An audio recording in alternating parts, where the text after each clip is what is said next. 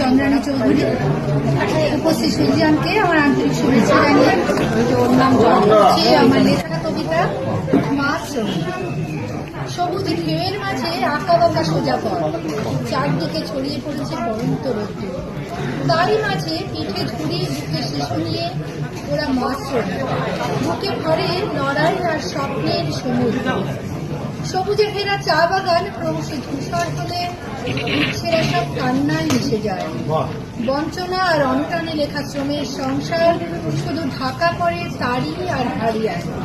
তবু দীর্ঘশ্বাসের আগুন মাঝে ওরা বেঁচে থাকে স্বপ্ন ও আশা। গধূলি আলোয় আগামীকে ছবি এঁকে তাই স্বপ্ন খানি ছড়ায়। দুটি পাতার একটি কুড়িতে বাঁধা জীবন, মায়ের আঁচলে পায় ও ভালোবাসার স্বাদ এবং মেখে গায়। তবু শুধু জীবন ফিরে ফিরে ওরা সারা থাকে।